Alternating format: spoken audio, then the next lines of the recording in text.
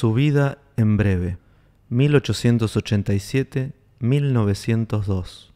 Padre Pío nació el 25 de mayo de 1887 en Pietrelcina, una pequeña ciudad de la región de Sannio, a pocos kilómetros de la capital de la provincia de Benevento, hijo del matrimonio de Grazio Forgione e Giuseppa D'Annunzio. A la mañana siguiente de su nacimiento, fue bautizado con el nombre de Francesco. Ya de pequeño, recibía signos premonitorios de su futuro. Él mismo contó a uno de sus confesores que cuando tenía alrededor de 5 años, se dio cuenta de que era su deber consagrar su vida al Señor. En 1899 hizo la primera comunión y recibió el sacramento de la confirmación.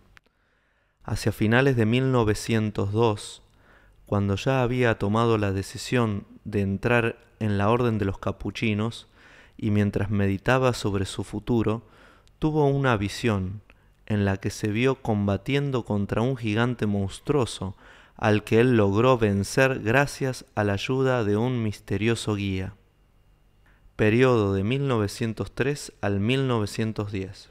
El 1 de enero de 1903, mediante otra visión, recibió la explicación del porqué de la lucha con el monstruo, personaje de días atrás, y comprendió entonces que toda su vida sería una continua contienda contra las fuerzas adversas a su camino de perfección cristiana.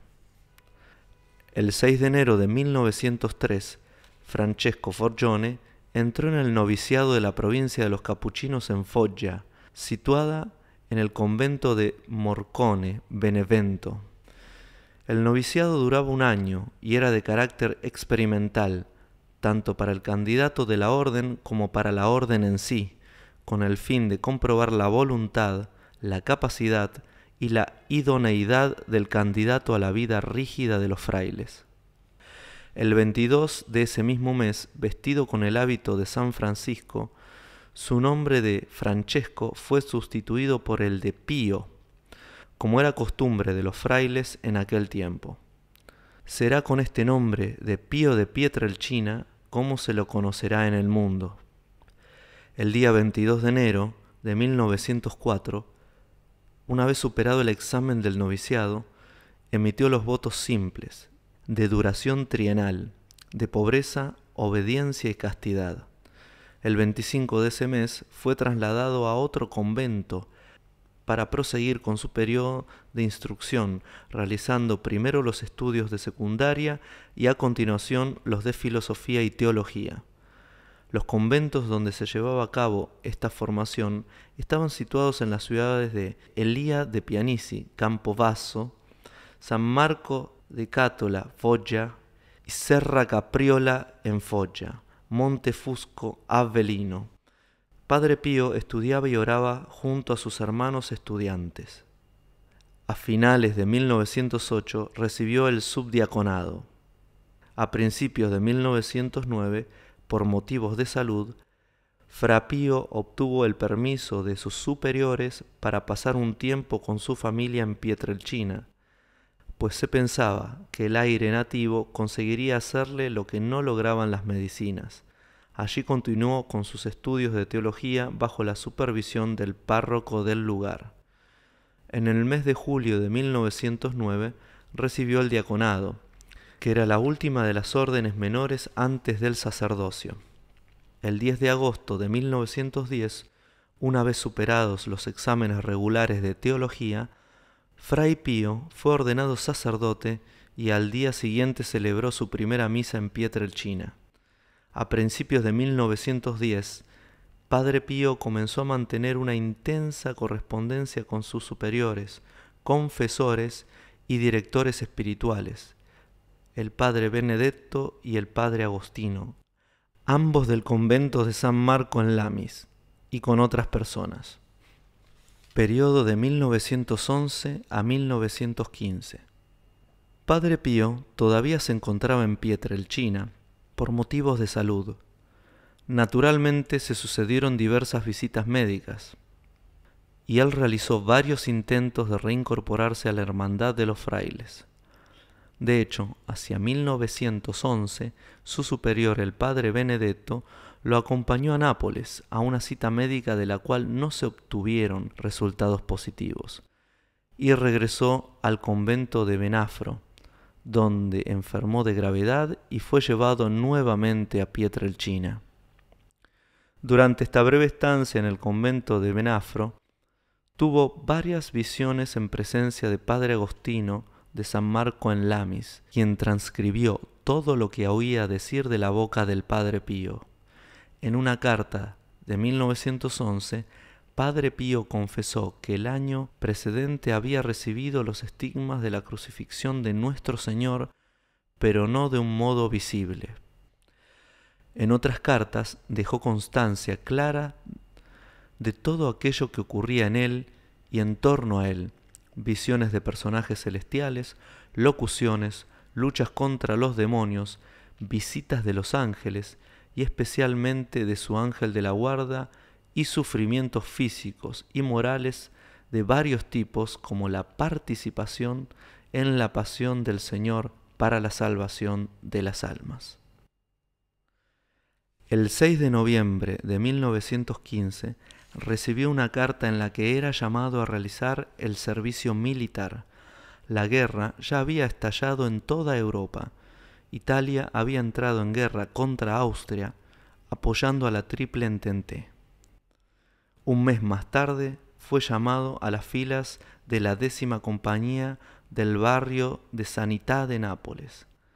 Tras breves periodos en el cuartel y largos permisos por motivos de salud, Padre Pío fue absuelto del servicio militar sin haber participado nunca en altercados con armas ni en operaciones paramilitares, y el 16 de marzo de 1918 fue definitivamente declarado inútil para el servicio militar.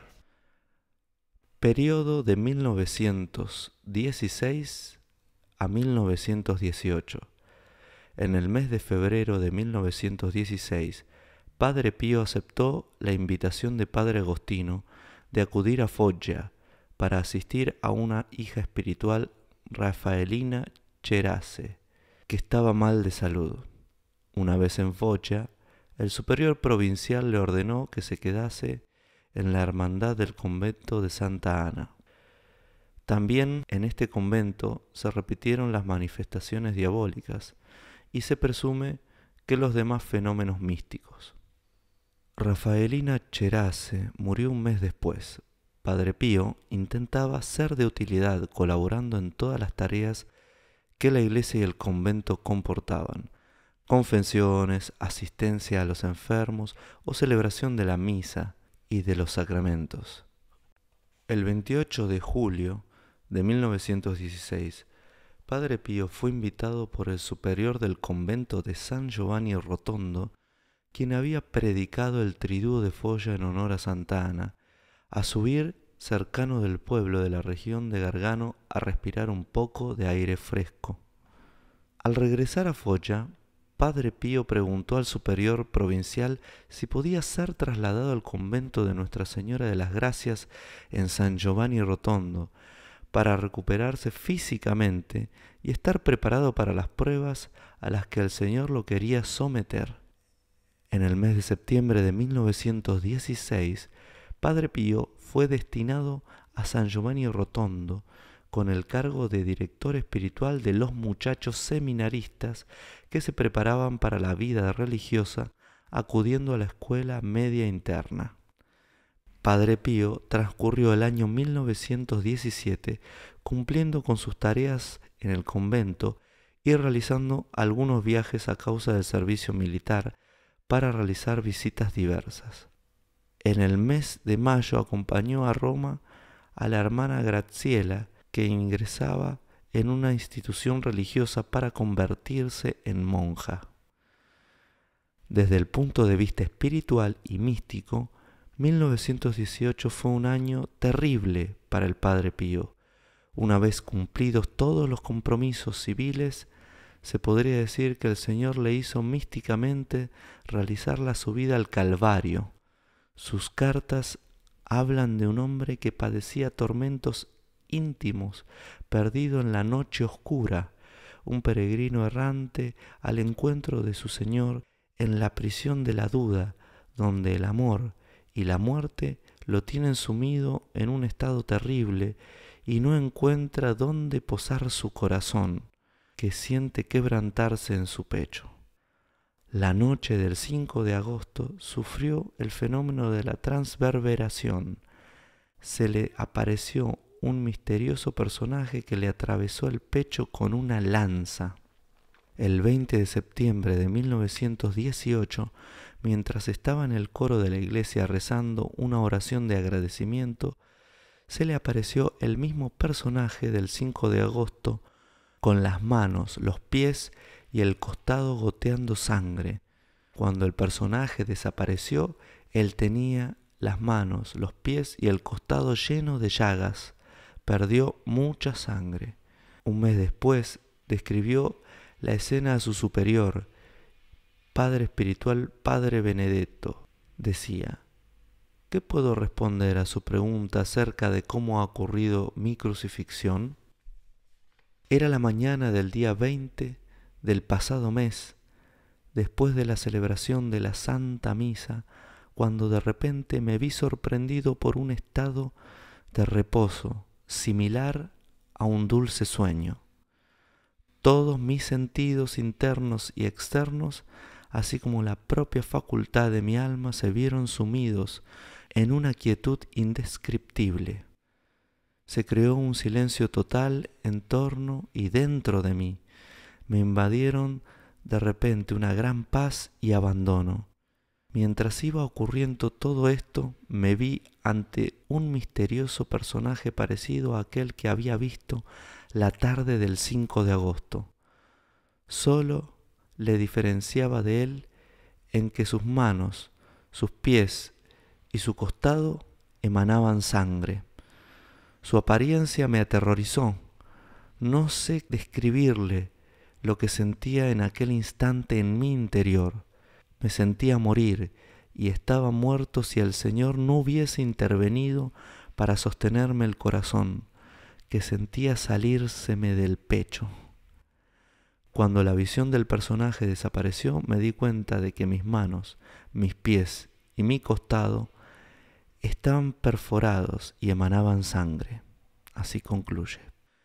Periodo desde 1919 a 1923. A pesar de haber recibido los estigmas, Padre Pío no modificó ni sus labores ni su apostolado en el convento en la iglesia. La noticia de los estigmas se difundió rápidamente por el mundo. En el mes de mayo, Padre Pío recibió la visita por solicitud del superior provincial del primario del hospital Barletta, el doctor Luigi Romanelli. En el mes de julio, la del profesor Amico Bignami, de la Universidad de Roma, y en el mes de octubre del profesor Giorgio Festa. Las conclusiones de los doctores, que en parte se contrastaban, fueron objeto de discusiones y polémicas. En abril de 1920, el padre Gemelli, fundador de la Universidad Católica de Milán, realizó una visita al convento de San Giovanni Rotondo, pero no fue a ver al Padre Pío. Padre Pío, aún refugiándose en su humildad y en el silencio del convento, se convirtió en un problema para la Iglesia, para la ciencia y para el orden público. Una serie de visitantes apostólicos acudieron al convento de Santa María de las Gracias, enviados por las autoridades de Roma, que buscaban comprender qué era lo que había sucedido y sucedía en torno al fraile estigmatizado del Gargano. También hubo intentos de trasladar a Padre Pío a otro lugar, lo que provocó diversas manifestaciones populares por parte de la gente de San Giovanni Rotondo. Padre Pío era considerado un custodio especial. Por su parte, la Iglesia actuaba con una milenaria prudencia. Sus órdenes y sus decisiones nunca fueron taxativas ni categóricas. La población vigilaba el convento y controlaba a todos los visitantes que llegaban a él. Se registraron incluso algunas revueltas populares para impedir un posible traslado del Padre Pío. El mes de junio de 1922, Padre Pío fue inducido a cambiar de director espiritual y a poner fin a la correspondencia epistolar que mantenía con el Padre Benedetto. Al año se le prohibió mantener cualquier tipo de correspondencia. El 10 de agosto de 1923, un joven amenazó con una pistola a Padre Pío, diciendo que haría que se quedase en San Giovanni Rotondo vivo o muerto. Durante todo el año se sucedieron intentos de trasladar a Padre Pío, pero las órdenes no taxativas y las dificultades ambientales no permitieron la ejecución material de las disposiciones. En 1924, las autoridades de Roma reafirmaron la prohibición de que Padre Pío mantuviese algún tipo de correspondencia con alguien. Periodo de 1925 a 1933.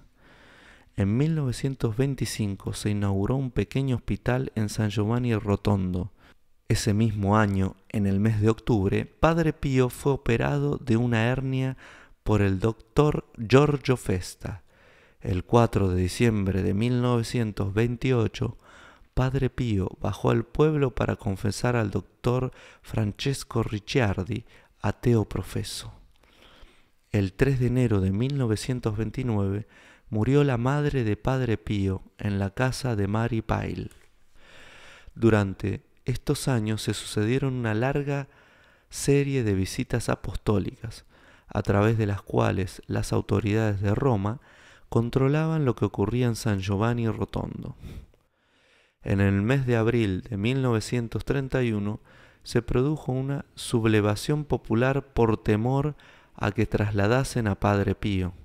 La gente incluso llegó a forzar la puerta del convento. Padre Pío intervino para calmar a las almas. No obstante, el 23 de mayo sucesivo a Padre Pío se le prohibió cualquier actividad apostólica. Solo podía celebrar la misa en la capilla interna del convento y de modo privado. Padre Pío quedó aislado en el convento, pero continuaba rezando y conviviendo en la fraternal compañía de los frailes. En 1932 el seminario se trasladó a otro lugar. El 14 de julio de 1933, una carta del ministro general de los capuchinos autorizaba a Padre Pío a celebrar misa en la iglesia. De este modo, el día 16, Padre Pío celebró la misa en la iglesia, con una emocionada y numerosa participación de los fieles. Periodo de 1934 a 1944. Durante estos años, la vida de Padre Pío transcurrió de manera regular, de acuerdo con las reglas de la orden de los capuchinos y las exigencias pastorales de la Iglesia. A finales del mes de marzo de 1934, Padre Pío volvió a ser autorizado a confesar a los hombres, y en el mes de mayo de ese año a las mujeres. En 1940, Padre Pío quería llevar a cabo una vieja idea suya de realizar un hospital en San Giovanni Rotondo bajo el nombre de Casa de Sollievo della Sofferenza, Casa del Alivio del Sufrimiento. Periodo de 1945 a 1950. En 1945, Padre Pío retomó la costumbre utilizada entre los capuchinos de Foggia ya desde principios de siglo, la oración común, que perseguía un único objetivo, de la cual surgieron los grupos de oración. En 1946, Padre Pío, tras acordarlo con sus superiores, dio la configuración jurídica a la Comisión para la Construcción del Hospital. El 7 de octubre de ese mismo año murió en casa de Mary Pyle Grazio Forgione, padre del Padre Pío. el mes de mayo del año siguiente comenzaron las labores de construcción de la Casa del Solievo. El flujo de peregrinaciones al convento de San Giovanni Rotondo aumentaba cada vez más. Periodo de 1951 a 1959. Continuaban ininterrumpidamente las obras de construcción del hospital. El flujo de peregrinos seguía incrementándose. Incluso muchas personalidades del mundo político, del arte y del espectáculo subieron hasta Nuestra Señora de las Gracias. El 31 de enero de 1955 empezaron las obras de construcción de la nueva iglesia, que se situaría junto a la iglesia pequeña. El 5 de mayo de 1956, en presencia de Padre Pío, se inauguró la Casa Solievo della Sofferenza. En el mes de abril de 1956, Padre Pío enfermó. Se temió mucho por su salud, pues la dolencia se prolongó hasta el 8 de agosto. El 2 de julio del mismo año se consagró e inauguró la nueva iglesia. El día 8 de agosto pidió y obtuvo de la Virgen Peregrina la cura de la enfermedad que venía prolongando ya desde hacía muchos meses. Periodo de 1960 a 1968. En el mes de julio, la Congregación del Santo Oficio nombró y envió una visita apostólica a San Giovanni Rotondo. Al finalizar esta visita, a Padre Pío se le aplicaron algunas restricciones, más de forma que de fondo, que desencadenaron acusaciones y debates periodísticos a través de micrófonos instalados en algunos lugares que frecuentaba el Padre Pío. El 10 de agosto de 1960, Padre Pío celebró el 50 aniversario de su ordenación sacerdotal. El 11 de mayo de 1964, Padre Pío nombró a la Santa Sede heredera de todos los bienes registrados a su nombre. En 1966, a Padre Pío se le concedió el poder de celebrar misa estando sentado. El 29 de marzo de 1968, Padre Pío comenzó a utilizar una silla de ruedas debido a los diversos desplazamientos que realizaba. En el mes de julio de ese mismo año, la Congregación de Religiosos dio un tácito reconocimiento a los grupos de oración. El 20 de septiembre, con motivo del 50 aniversario de la impresión de los estigmas, se registró un gran flujo de peregrinos en San Giovanni Rotondo. Al día siguiente, Padre Pío no celebró la misa por motivos de salud. El 22 de septiembre, domingo, se celebró en San Giovanni Rotondo el Congreso de los Grupos de Oración. Por la mañana se bendijo la cripta bajo el presbiterio de la iglesia. Por la tarde se colocó la primera piedra para la construcción del Vía Crucis. A las 18 horas, el Padre Pío bendijo por última vez a sus hijos espirituales. El 23 de septiembre, a las 2:30, Padre Pío, tras haber recibido los sacramentos de la confesión y la unción de los enfermos, emitió su último respiro con la corona entre las manos y en la boca los nombres de Jesús y María. Periodo de 1969 a 1993. El 4 de noviembre de 1969, la Orden de los Capuchinos pidió al arzobispo de Manfredonia que abriese una investigación sobre la vida de Padre Pío a la vista del proceso de beatificación. El día 23 de ese mismo mes, el arzobispo comenzó oficialmente la fase preliminar de dicho proceso.